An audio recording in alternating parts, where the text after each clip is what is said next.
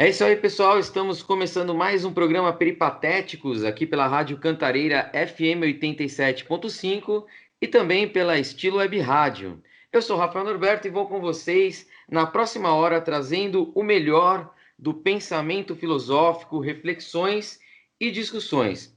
E você pode entrar em contato com o programa pelo WhatsApp institucional da Rádio Cantareira, que é o 11 3921 7586, ou pelo e-mail radiocantareira@gmail.com, ou ainda diretamente comigo pelo e-mail rafaelnorberto com ph @hotmail.com.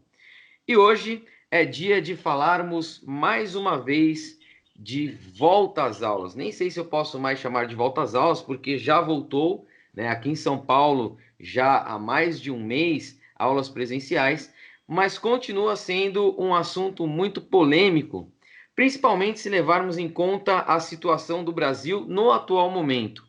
Estamos à beira de um colapso, falta leitos, cada estado tomando medidas individuais e um governo federal que ainda insiste no negacionismo em relação à pandemia.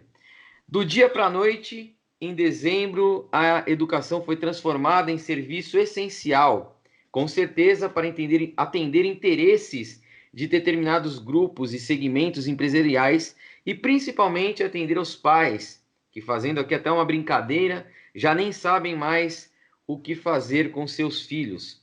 E ao que parece, há uma grande luta, né, para a continuidade dessas aulas, mas há pouca preocupação com a saúde e com a qualidade da educação, que de fato nunca foi visto como essencial no Brasil, mas virou essencial na pandemia.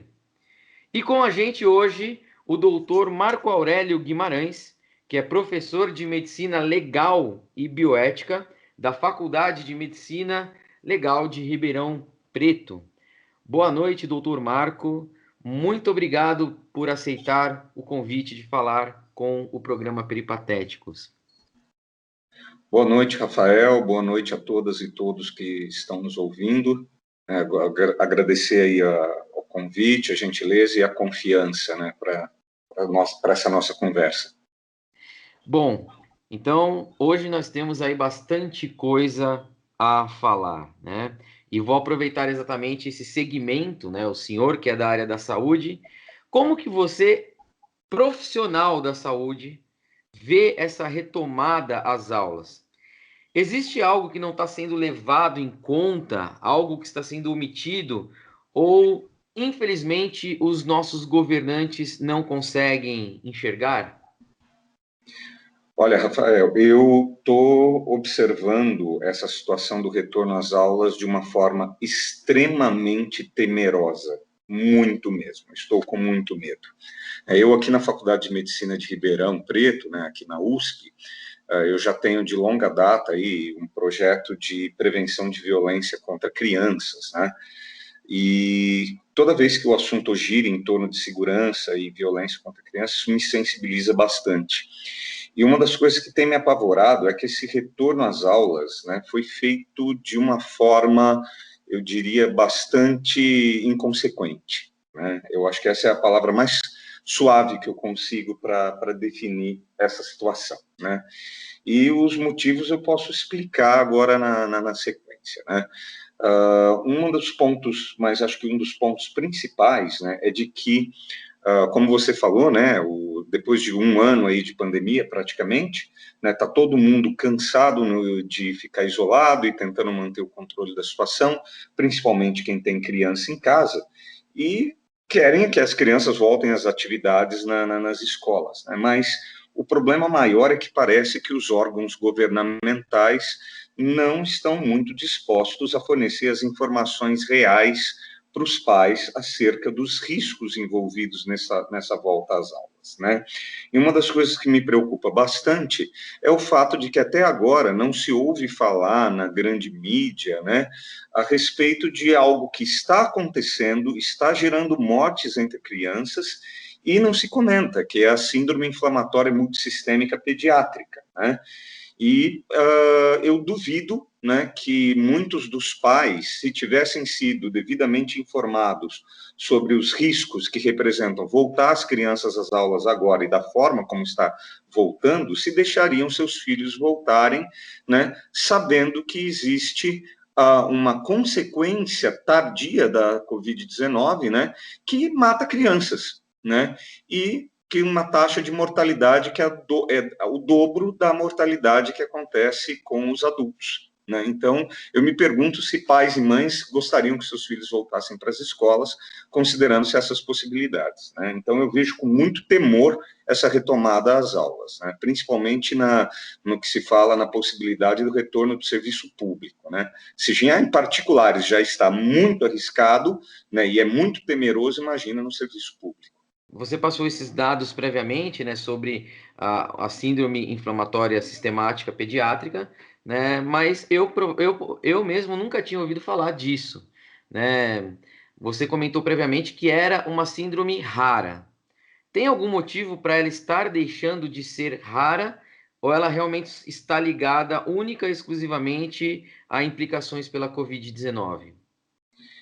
Então, Rafael, a síndrome inflamatória multissistêmica pediátrica, né, é um quadro que foi tido inicialmente, era algo tido como raro, né, no início foi até confundida com uma outra síndrome autoimune que acontece em crianças, chamada de síndrome de Kawasaki, né, e era aparentemente uma complicação rara. Né? A gente precisa entender bem essa palavra rara, não no sentido de rara na frequência, quer dizer, acontece pouco. Não, era algo que não se via antes, né, com tanta frequência, né, e agora apareceu, e associada normalmente a um pós-quadro, né, uma pós-infecção de Covid. E não necessariamente a criança precisa desenvolver os sintomas de Covid-19, né, para ter a síndrome inflamatória multissistêmica. Né? É um quadro que é bastante, digamos assim, florido, tem uma gama de sintomatologias muito grande, é muito fácil ser confundida com outras doenças, né? A não ser quando ela está em casos já muito graves, que aí fica muito evidente a sua existência, né? E o seu diagnóstico fica facilitado. Mas, se não, nas formas iniciais, ela pode se confundir com um monte de outros quadros, né? A Sociedade Brasileira de Pediatria emitiu um alerta, né? Desde julho do ano passado, a respeito desse quadro, né? Inclusive, na hora que você abre a página da Sociedade Brasileira de Pediatria, pesquisando por síndrome inflamatória multissistêmica pediátrica, vem uma tarja vermelha escrito um quadro raro, né, entre aspas, mas grave e perigoso, né, que mata, né? Isso é que chama a atenção. E até agora eu sinceramente não entendo, apesar de ter sido dado o alarme, né, de até o próprio Ministério da Saúde ter tornado obrigatória a notificação desses casos, porque a ocorrência desses casos não está sendo divulgada, né? É algo grave, é algo sério, né? Mata ou deixa sequelas e simplesmente está abafado, né? As pessoas não estão tomando o devido conhecimento, né? A ponto de eu ter conversado nesses últimos dias aí com alguns pediatras, inclusive um colega de turma, né, que trabalha com oncologia pediátrica, né, um outro que é daí da Grande São Paulo, né, e o pessoal falando, né, que eles estão estranhando justamente o fato de que ocorrem os casos e ninguém dá atenção, né? A mídia está chamando atenção para os casos de mortes da síndrome da angústia respiratória da Covid-19, mas não está levantando sequer nenhuma alarde sobre mortes de crianças, que é muito mais assustador, né? Como uma síndrome consequencial à Covid-19. É isso que assusta, né? E é uma doença muito perigosa mesmo. E é uma coisa muito interessante, porque até então, né, o que a mídia fala sobre Covid-19 em crianças é que a maioria delas são assintomáticas. E aí, de repente, essas crianças elas então podem romper, né, a questão do assintomático e desenvolver uma coisa ainda mais grave. E a minha pergunta é: ah, a baixa contaminação de crianças por Covid-19 no ano passado estava associado às escolas fechadas e o aumento, então, dessa contaminação e principalmente essa variação que o senhor está trazendo pode estar associado justamente à exposição dessas crianças a um ambiente escolar, a pessoas que possivelmente possam estar contaminados e por que, né, essa síndrome ela acaba afetando mais crianças e menos adultos, ou essa síndrome afeta também adultos e poderá se tornar ainda mais letal com essa nova cepa que nós estamos tanto temerosos aí nesse ano de 2021. Então, Rafael, se for para eu usar uma expressão mais assim chamativa, né, como as pessoas dizem, a gente está brincando com fogo. Aliás, a gente não, né? O poder público em geral, né, em qualquer nível, parece estar brincando com fogo, né? A Covid-19 é causada por um vírus emergente, né? O coronavírus SARS-CoV-2, né? É um vírus que apareceu, né? A classe médica está aprendendo a lidar com ele. Ainda há muita coisa a ser descoberta, né? O que a gente sabe até agora ainda é pouco, né? Mesmo aí agora com o advento das vacinas, né? O que se sabe é pouco, né? Mas existem regras básicas da natureza, né, que o ser humano não controla, né, e parece que políticos parece que não acreditam nisso, né, eles acreditam que escreveu algo no papel funciona, né, e a biologia viral não respeita isso, né. Nós já estamos aí com duas variantes virais famosas, né, a variante britânica e a variante amazônica, né, que surgiram justamente por causa do descontrole, né, nas medidas de isolamento. Quanto mais um vírus se multiplica, mais chance dele sofrer mutações. Até aí, o ano passado, a gente tinha boa parte das crianças mais isoladas, né, porque elas não estavam indo às escolas, né. Agora, o que está acontecendo é um gigantesco experimento social por parte do poder público. Colocar as crianças de volta em ambientes em contatos umas com as outras, né. A gente já sabe que a infectividade das variantes britânica e amazônica são maiores que a do vírus original, né? Então, se a gente imaginar que a prevalência, segundo foi divulgado aí em dados oficiais, né, do próprio Ministério da Saúde, da Vigilância Epidemiológica em São Paulo, né, existe a prevalência de 17,5%, né, dos estudantes da rede pública podem estar com coronavírus, estarem assintomáticos, né? Na rede privada, isso talvez seja um pouco menos, oscila aí perto de 12 a 15%, né? Então, você imagina que isso depois de ficarmos um ano praticamente isolados. Agora, essas crianças vão ser colocadas todas juntas, né? E é lindo ouvir falar na televisão, né? Ouvir falar na mídia, né? A escola está tomando os cuidados necessários, nós temos protocolo de segurança, álcool gel na entrada, medida de temperatura, lava a mão, usa máscara. Tá bom, né? Isso parece assim lindo na teoria de uma pessoa que trabalha com pedagogia atrás de uma mesa ou fazendo cargo administrativo, né? Agora, para um professor, uma professora, né, que trabalha diretamente em contato com os alunos, eu quero ver controlar uma criança de quinto ano, sexto ano, né, que para ela ficar de máscara o tempo todo, não trocar lanche na hora do recreio, não se abaixar e se beijar, né, o que não deveria ter era horário de recreio, as escolas não estão conseguindo controlar e fingem que controlam, na hora que você pergunta, elas divulgam que estão controlando, mas o que eu recebo aí mensagens, pelo menos de milhares de professores, dizendo que está tudo fora de controle e ninguém dá bola, né, e com fotos e vídeos do que está acontecendo, né, e ninguém se mobiliza com o fato, né. Então, agora é uma questão matemática, né, imagina, 17,5%, né, dos alunos da rede pública com essa prevalência, agora vão se misturar, voltando às atividades, né, os da rede particular já voltaram, e agora vão começar a explodir os casos, né. Fora a parte os casos de Covid em si, tudo bem, vamos falar, 65% das crianças que pegarem Covid vão ser assintomáticas, né. Agora, sendo sintomática ou não sintomática para a Covid-19, que é a doença, infectadas com os vírus, elas estão. A questão é, se a gente for extremamente otimista, vamos fazer uma conta aqui bem interessante. Dados oficiais mostram que são 3,5 milhões de alunos na rede pública do estado de São Paulo. Né? Se a gente tiver essa prevalência de 17,5%, isso quer dizer que a gente tem pelo menos 612.500 alunos, né, já infectados, né, sintomáticos ou não. Tá? Vamos ser bastante otimistas, né, que só 1% desses que se infectaram, 1%, tá, desenvolvam a síndrome inflamatória multissistêmica pediátrica. Tá? Só 1%.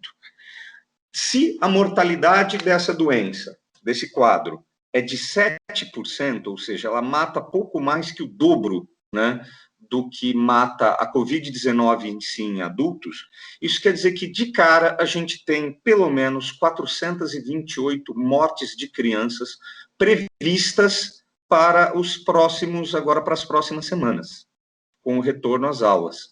Eu gostaria de saber, né, assim, se os pais foram alertados disso.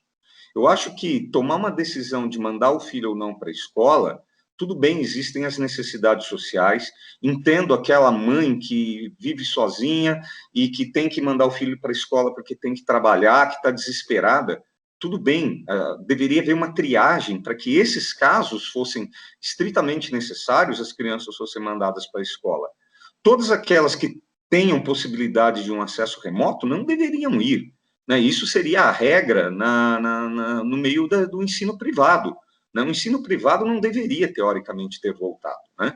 Sinceramente, eu estou com pena dos donos e investidores de escolas privadas, né, que fizeram todo esse trabalho de retorno às aulas para agradar pais desesperados, né, e que agora, em próximas semanas, vão entrar em pânico, né, porque se essas situações matemáticas se concretizam, né, às vezes eu torço para estar errado, mas a maioria das vezes o duro que não está, minhas contas dão certo. Então, eu acho que vai ser ainda por cima não só uma cessação das atividades presenciais, mas vai ser um prejuízo financeiro terrível para essas escolas. Né? Imagina ainda no serviço público. Né? Aí alguém pode falar, poxa, mas considerando 3,5 milhões de alunos, vamos lá, arredondando, 430 mortes, não é muito pouco? Né? É muito pouco se você olhar só por número. Eu quero saber se você, para uma família que perdeu uma criança por causa disso, a perda dela é de 100%. Né, não é de 7% dentro do número de casos. A perda de uma família, uma criança que morre é 100% de perda.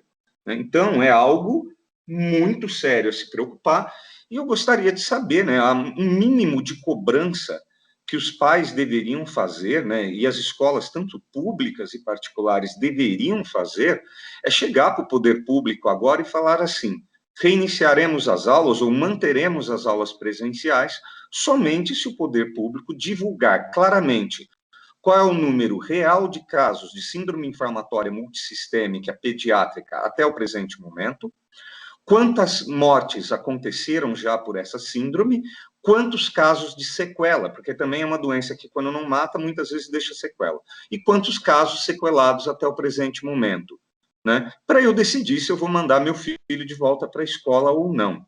Né? E aí, daí para frente, também tem que considerar isso. Né? As crianças, agora que voltarem às aulas, são agentes multiplicadores. Esse vírus, até agora, que a gente saiba, mata predominantemente adultos mais velhos e com comorbidades.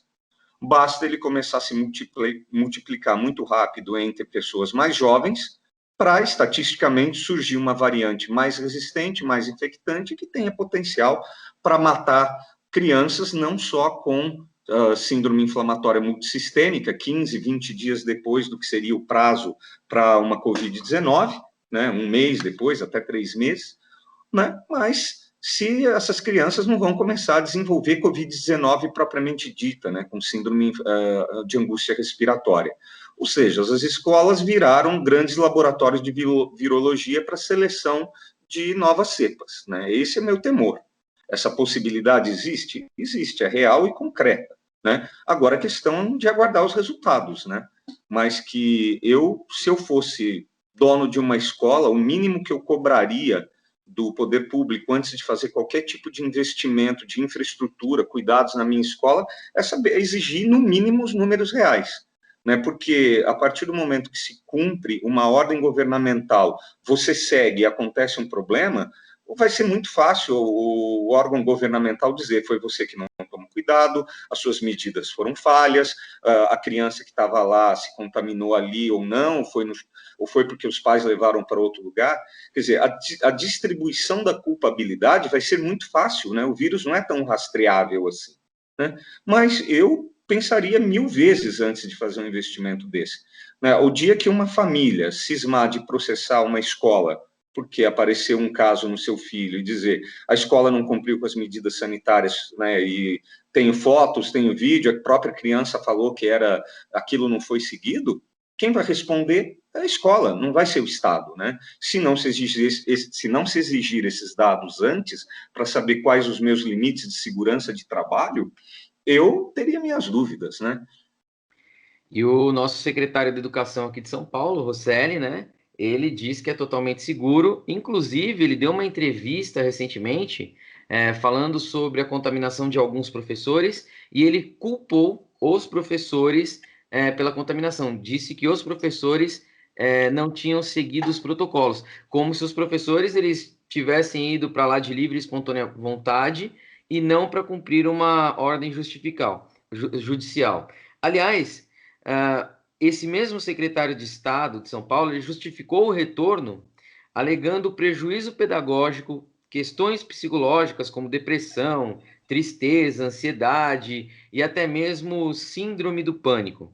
Do ponto de vista da saúde, no meio de uma pandemia, é possível fazer essa equivalência do que é mais prejudicial, a pandemia ou essas outras pseudosíndromes que ele acabou citando aí para justificar a abertura das escolas?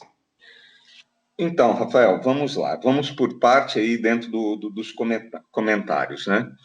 Olha, o secretário de Educação falar que é seguro, absolutamente seguro, né? Eu estou numa época, né? Bom, já primeiramente deixa antes manifestar alguma coisa aqui. Eu não emito posições, minhas opiniões, minhas posições, né? Com fundo político partidário ou de posicionamento esquerda, direita, ou seja lá o que for. Tá? Eu estou emitindo minhas opiniões como médico, tá? E pesquisador, né, cientista que sou. E gostaria de saber, uma das coisas que me atemoriza ultimamente, principalmente com as redes sociais, né, é que nós temos pessoas emitindo opiniões que são fora das áreas de atuação, né? Dizer que algo é totalmente seguro na área médica, né, é quase uma heresia para a gente, né? Existe até um ditado em francês, né? Dans la médecine et l'amour, ni jamais ni toujours. Na medicina e no amor, nem nunca nem sempre, é uma questão estatística. Não existe totalmente seguro, né? Existe sempre qualquer índice de falha em qualquer coisa, né? Nenhuma cirurgia é 100% segura, nenhum procedimento médico é 100% seguro. Qualquer remédio que você toma, você se expõe a algum risco, por mais simples que possa parecer, desde dipirona, ácido acetil salicílico, oferece algum risco. Né? Basta perguntar, qualquer pessoa da população sabe, se você tiver com dengue e tomar ácido acetil salicílico, AS, você vai ter problema. Quer dizer, risco sempre existe. Então, afirmar que qualquer coisa é totalmente segura é quase uma heresia. Né? Então, já começa por aí. É uma opinião não médica sobre um fato médico. Né? Com relação aí à questão, né, pedagógica, né? Bom, eu não sou pedagogo, então não vou fazer o reverso, eu não vou opinar em pedagogia, né, nessa situação, porque não é minha área, eu não vou fazer o que o secretário opinou na área médica, eu não vou fazer com a minha opinião, questão pedagógica, tá? Mas com relação à questão médica, né? Pânico, síndrome do pânico, depressão, essas coisas, né? Todo mundo está com isso, em algum grau. Todos estamos nos sentindo mal, inseguros, de alguma forma. Agora, isso ser exagerado ao ponto de causar dano, né, eu gostaria de ter uma outra estatística divulgada. Se para fazer uma afirmação dessa, né, me mostrem quais são os números dos aumentos desses diagnósticos, né, e principalmente se isso repercute numa realidade, que seria mortalidade. Né? Durante o período da pandemia, houve um aumento real do suicídio infanto-juvenil entre alunos? né? Porque esse seria o caso extremo e quantificável. E esse número seria maior que a mortalidade causada pela síndrome inflamatória multissistêmica ou por Covid-19, que pode acontecer? A gente tem que seguir, vamos ser frios nesse sentido, né, mas a gente tem que colocar as duas coisas na balança. Né? Qual seria a atitude a ser tomada? Seria do menor prejuízo. Né? O que causa menos danos? Deixar as crianças se sentindo mal, mas isso é temporário, né? E tentar lidar com essa situação, essa realidade, sermos resilientes ao fato, ensinarmos as crianças a serem resilientes, e isso é responsabilidade dos pais e não das escolas, né? E a questão, né, da segurança dessa, quer dizer, como é que se afirma para um pai, para uma mãe que é totalmente seguro, né? Eu gostaria de saber se das pessoas que estão trabalhando nessa tomada de decisões, se elas têm coragem de estar presente numa escola no horário do recreio, que não deveria existir, e ver o que realmente está acontecendo, chegar lá de surpresa, né, e verificar o que realmente está acontecendo. Falar de trás de uma mesa, né, e à distância, sem estar presente, ou mostrar uma ou duas escolas ideais que estão funcionando, vamos ver o todo, né? Vamos ver quantas escolas realmente estão fazendo as coisas da forma correta. E mesmo assim, não seria simplesmente voltar com números mágicos estatísticos no papel, né? Vamos voltar ao presencial para aquela mãe e para aquele pai que realmente precisa trabalhar e dar o sustento à família, né? E que não tem com quem deixar seu filho. Agora, os que têm, né, que fossem explicados, olha, se seu filho for para a escola, ele vai correr risco, aqueles lá estão indo porque não tem outra alternativa, né? É voltar só para quem precisasse realmente, né? E ainda por cima, temos que lembrar ainda uma questão social mais importante disso, né? Além da síndrome inflamatória multissistêmica ter uma mortalidade de torno de 7% no Brasil, em 6 a 7%, enquanto nos outros países é de 2%, né? O maior número de mortes atinge negros e pardos, né? Não necessariamente por características de ancestralidade, né? Da questão da cor da pele, das características, é por questão social, né? São pessoas que têm menos acesso à saúde. Então, se essas crianças desenvolvem uma síndrome complexa, com sintomas variados, a tempo que vai levar para chegar ao atendimento médico, até os médicos estarem cientes de que essa síndrome está ocorrendo e está ocorrendo numa escala grave, né, e dar o diagnóstico correto e tentar salvar a criança, morreu. Né? Ainda mais porque um dos tratamentos disponíveis é a imunoglobulina, né, que é um tratamento caro e que já está em escassez. Consegui a informação que, por exemplo, o governo da Bahia já está com dificuldade, que o Ministério da Saúde não está conseguindo suprir a imunoglobulina suficiente para atender os casos de síndrome inflamatória multissistêmica pediátrica. Aí eu me perguntei, por que a Bahia já está divulgando isso, né, e está afirmando que está com dificuldade para tratar os casos, e no estado de São Paulo esses dados não são nem sequer divulgados. Né? Eu gostaria que o secretário estadual de Educação me desse essa resposta. Né? Quantos são os casos reais? Quantas mortes ocorreram? Quantas crianças já estão sequeladas? E por que essa informação não foi dada antes aos pais e às escolas para planejar a reabertura? Foi só atender uma pressão política de pais desesperados que não aguentavam mais seus filhos dentro de casa para voltar às aulas? Né? Porque existem pais e pais. Eu que trabalho com violência contra a criança, posso dizer, existem pais zelosos que se preocupam com a educação dos filhos, estão preocupados com os aspectos pedagógicos, mas ainda assim não querem que seus filhos voltem para não correrem riscos. Mas existem pais que tratam seus filhos como se fossem objetos. Né? A gente sabe muito bem, tanto que o percentual de agressão e de negligência contra a criança no Brasil é altíssimo. Né?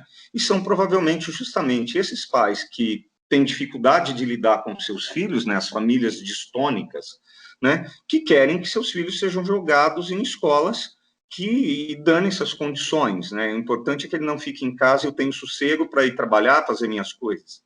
Né? Então, desculpe a forma agressiva de referenciar, eu luto muito para proteger as crianças, né, e sempre incentivo e valorizo pais e mães que são verdadeiros pais e mães, né, que se dedicam às crianças e que lutam para educar de uma forma correta, sem violência, que dão cuidados e não negligenciam seus filhos. Agora, que existem pais e mães que são relapsos, É nítido, né? Então, a quem essas autoridades estão atendendo? Né? A pais preocupados e zelosos que tiveram uma informação sonegada dos riscos que os filhos estão correndo, ou para contentar os pais que querem simplesmente que seus filhos voltem para se livrar de um problema interno dentro de casa que eles não conseguem solucionar. Vamos lá. Doutor Marco Aurélio, o que é maior? Né? O que é pior, vamos dizer assim? É perder um ano de aprendizado teórico, psicopedagógico, etc., ou perder um coleguinha ou um professor para a Covid-19 por conta desta insistência insana da volta às aulas? Olha, Rafael, apesar de não ser da área de pedagogia, eu dificilmente consigo estimar um dano maior para a cabeça de uma criança, para a psique de uma criança, que a morte de um coleguinha de turma ou a morte de um professor ou de uma professora. Afinal de contas, crianças não são números, são seres pensantes e que, principalmente emocionais. Né? Então, o perder um ano de ensino teórico, de aprendizado formal, né, é superável. Né? Não somos só nós no Brasil que estamos com esse dano, é o mundo inteiro que tem esse dano. Se a gente for comparar com, vamos voltar no passado, né, Segunda Guerra Mundial. A Segunda Guerra Mundial, apesar desse nome, não afetou o mundo inteiro. O campo de batalha principal foi a Europa. E os países europeus envolvidos, as crianças ficaram 3, 4 anos sem aulas, porque havia risco de bombardeio. Né? E houve prejuízo pedagógico? Houve. Só que aqueles que eram crianças na época da Segunda Guerra Mundial foram as pessoas que depois resilientemente reconstruíram os países e depois se tornaram líderes mundiais. Né? Os líderes atuais são sobreviventes da Segunda Guerra. Né? Então, qualquer perda pedagógica, né, de ensino formal, ela é superável a curto, a longo, a médio prazo, seja lá como for. Agora, o dano que a morte de uma pessoa querida causa, de um coleguinha de turma, de um professor ou de uma professora, né, que gostaria de saber como é que uma pessoa que fica teórica atrás de uma mesa dando ordens, né, fala para uma criança, olha, seu professora morreu, a sua professora morreu, a gente arranja outra. Né? Substitui.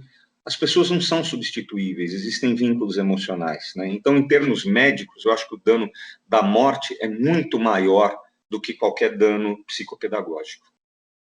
Muito bom. Eu acho que essa foi uma das visões mais sensíveis, né, e uma das justificativas mais plausíveis que a gente teve para fazer essa comparação, né? Então, entre depressão, fobias, outros danos que são reversíveis, né? A vida realmente, nem a dos alunos, nem a dos professores, nem a dos funcionários, isso não tem como voltar, né? Isso sim.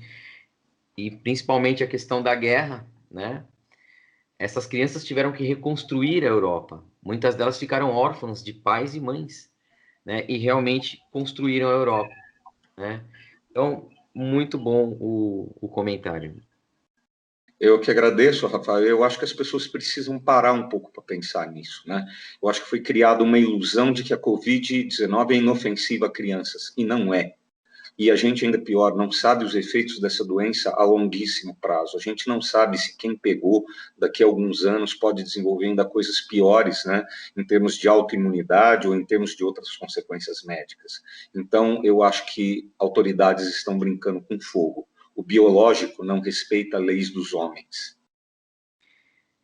É isso aí, nós conversamos aqui com o doutor Marco Aurélio Guimarães, né? Foi fundamental essa conversa, esclarecedora do ponto de vista da medicina, né? Então, já de antemão, eu agradeço muito a sua participação aqui no programa Peripatéticos, né? E o Brasil, ele anda a passos largos, né? Para trás, sempre. E para a gente finalizar aqui, já pedindo as suas considerações finais, doutor, gostaria de saber se você tem mais algum recado, né, a dar para pais, alunos ou mesmo professores, né? E já deixar aí suas considerações, por gentileza. Rafael, eu gostaria de colocar um alerta, né, principalmente para os pais. Essa síndrome inflamatória multissistêmica pediátrica não é uma invenção, tá? Ela tem sintomas muito variados. Então, a criança pode ter disfunção do coração, formar aneurismas no coração, pode ter arritmia, a criança pode ter febre alta prolongada por mais de 3 dias, pode parar de urinar porque entra em insuficiência renal, pode ter um quadro respiratório muito semelhante à da Covid-19, até com comprometimento respiratório grave, tá? Vai ter alterações da circulação sanguínea, alterações de exames de sangue, como se tivesse com uma infecção muito grave, tá? Pode ter diarreia, dor abdominal intensa. Já tem registros de casos de crianças com essa síndrome que foram operadas de urgência, supondo que era apendicite, chegou lá, não tinha nada no apêndice, só foi descobrir que era síndrome depois, né? Quadro neurológico, criança com cefaleia, convulsão e desenvolvendo até psicose, né? Se a Secretaria de Educação está preocupada com síndrome do pânico, imagina que quer ter uma criança psicótica dentro de casa, atacando todo mundo, né? Ou se automutilando, né? Febre persistente ainda pode evoluir com insuficiência respiratória e síndrome generalizada, ou seja, é algo muito grave. Então, pais, estejam atentos. Se a criança começar com sintomas estranhos, levem a um pediatra. E lembrem que vocês ouviram falar disso e peçam para investigar. E segunda coisa, cobrem das autoridades a divulgação dos dados reais sobre a síndrome inflamatória multissistêmica pediátrica.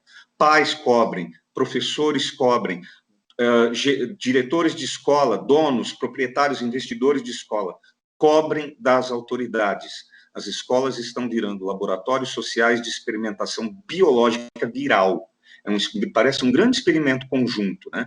E como quem vai ser mais afetada é a população socialmente vulnerável, né, socioeconomicamente vulnerável, né, serão os que prioritariamente irão morrer, mas não quer dizer que até gente mais abastada não venha a ser vítima, né? Era isso que eu preciso dar esse alerta, me sinto nessa obrigação, né, até como bioeticista, né, que o princípio da precaução não está sendo respeitado. Isso é que mais me assusta. É isso aí, galera. Nós conversamos aqui hoje no Peripatéticos, no primeiro bloco, com o professor Fausto Gobo. E nesse segundo bloco, nós conversamos com o Dr. Marco Aurélio Guimarães, professor de Medicina Legal da Bioética. Esse foi o Peripatéticos. E eu gostaria de terminar com também um recado, né, para pais, alunos e professores, né?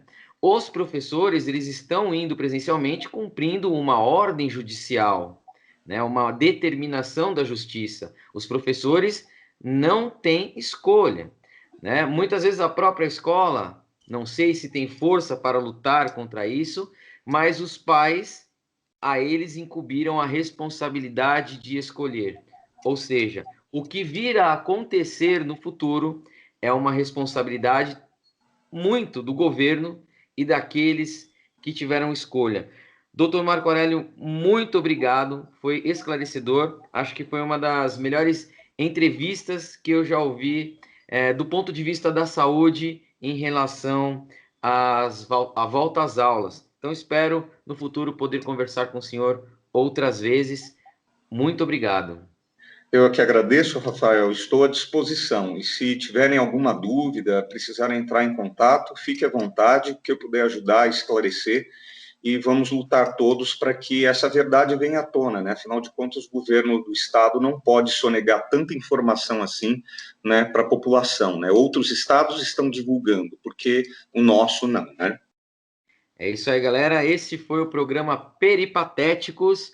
Até a próxima semana.